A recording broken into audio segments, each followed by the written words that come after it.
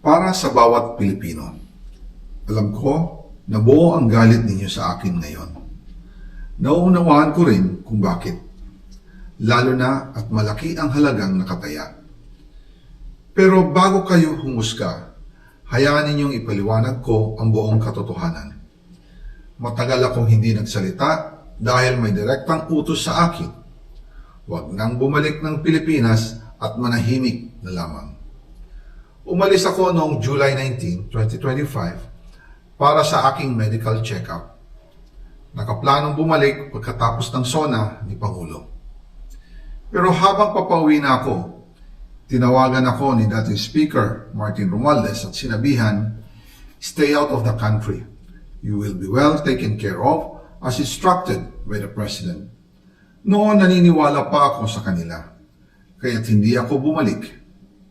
Tumikom ang aking bibig, sumunod ako, pero ang hindi ko alam, ang ibig pala nilang sabihin sa aalagaan ka namin ay gagamitin ako bilang panakipbutas sa kanilang kampanya laban sa korupsyon.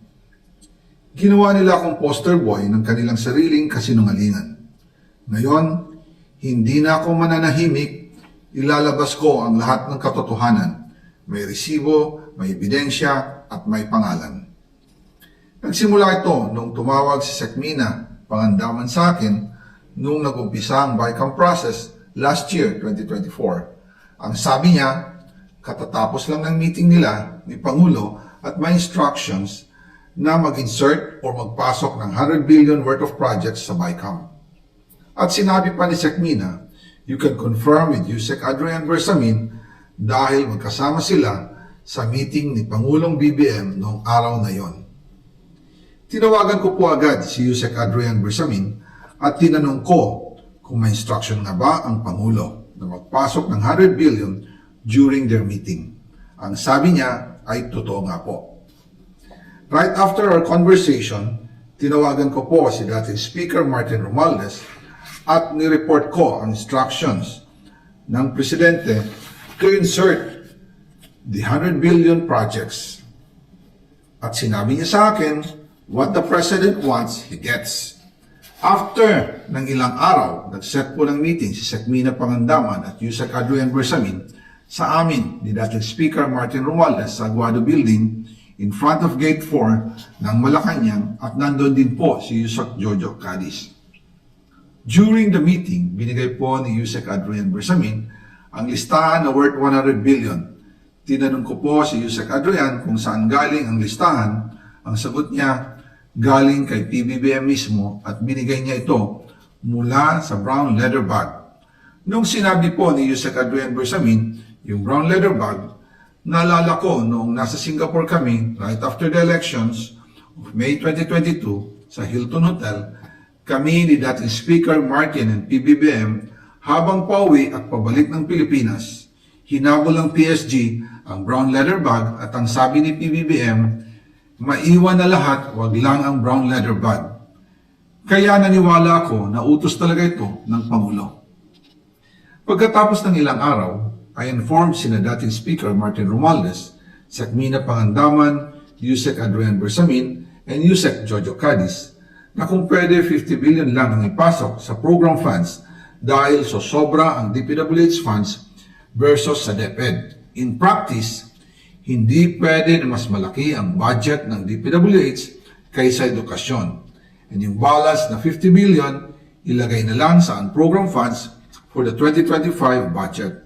Dahil Office of the President din ang nagre-release ng lahat ng unprogram funds. Pagkatapos ng isang araw, tinawagan ako ni Sekmina at sinabi ang mensahe ng Pangulo, ipasok ninyo yan dahil pinangako na sa akin ni Speaker Martin yan at hindi na pwedeng baguhin. Kumbaga, ang utos ng hari hindi pwedeng mabali. Again, I informed the Speaker and asked clearance about the instructions ng Pangulo. At ang sabi niya, wala tayong magagawa. Kaya po nagtataka ako kung bakit sinasabi ni Pangulo na hindi niya makilala ang budget, samantalang lahat na binawas at dinagdag sa mga ahensya ng gobyerno ay humihingi ng approval sa kanya si Sekmina Pangandaman.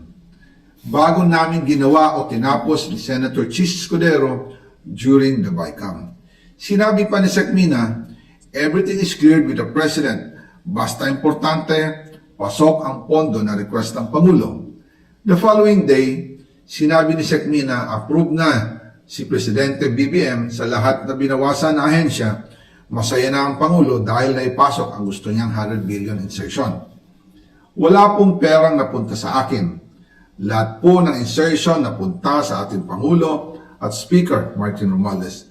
Ako lang at ang aking mga tao, sila Paul Estrada, Mark Tiksay, at ang aking mga security ang nag-deliver papunta sa bahay nila Pangulong Bongbong Marcos at Speaker Martin Romualdez sa North Forbes Park, South Forbes Park, hanggang sa Malacanang. Yung mga deliveries po ay merong record ang aking mga tao. Totoo po yung sinasabi ni Orly Gutesa na nag-deliver siya sa Forbes Park. Totoo din po ang sinasabi ni Orly Gutesa na nag-deliver siya sa Malacanang nung siya ay nasa Senado. Para mapatunayan ang mga litrato na deliveries ay ilalabas ko po together with this video.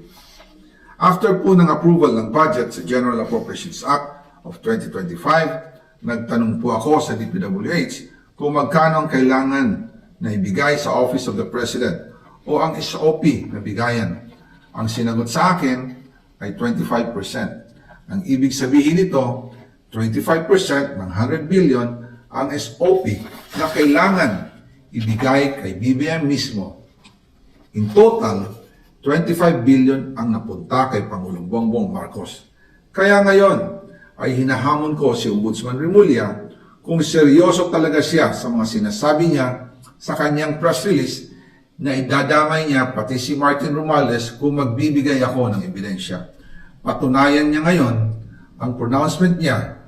Imbestigahan niya ang fraternity Brad at ang kanyang kaibigan na si Speaker Martin Romualdez kung talagang tutupad siya sa tungkulin niya. Imbestigahan din niya si President Bongbong Marcos. Sabi nga ni BBM ng SONA, let's do it right at mahiya naman kayo, hindi po ba? Nananawagan din po ako sa Senado na imbestigahan ang 100 billion insertion ni Presidente. Alam ko po na hindi gagawin ni Ombudsman Remulla ang hamon ko. Pero magaling ang Senado sa investigasyon at ako ay naniniwala na dahil sa kanila, lalabas ang katotohanan. Yung publistahan ng mga projects, ilalabas ko din kasama ng video na ito. Dahil dito, mas lalong darami ang ipafile na kaso sa akin.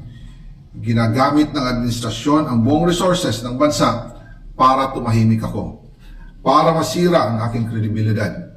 Darami din ang banta sa buhay ko at ng aking pamilya. March 2025 pa lang, si Speaker ay nagpaparinig na sa akin sa aming meeting that he will shoot me if I will talk.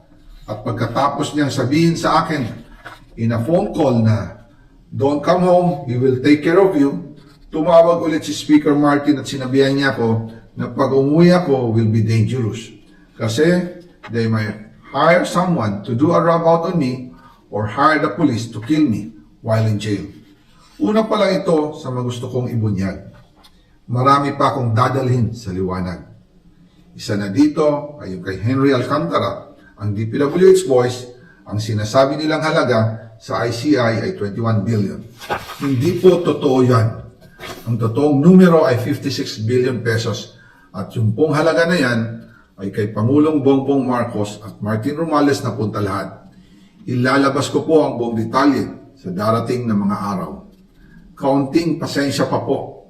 Sana po ay hindi nila ako mapatay bago ko mailabas ang lahat. Sa inyong lahat sa Pilipinas, lalong-lalo na sa aking pamilya, taos-puso akong humihingi ng paumanhin. Ginawa ko lang ang utos sa akin, pero ngayon, handa na akong harapin ang lahat. Uulitin ko po, yung pong pera, wala pong napunta sa akin. Dumaan lang po ang pera sa akin para i-deliver kay Speaker Martin Romualdez at Pangulong Marcos. Salamat sa inyong pag-unawa. Para sa bawat Pilipino, alam ko na buo ang galit ninyo sa akin ngayon. Nauunawaan ko rin kung bakit, lalo na at malaki ang halagang nakataya. Pero bago kayo humusga, hayaan ninyong ipaliwanag ko ang buong katotohanan. Matagal akong hindi nagsalita dahil may direktang utos sa akin. Huwag nang bumalik ng Pilipinas at manahimik na lamang. Umalis ako noong July 19, 2025 para sa aking medical check-up. Nakaplano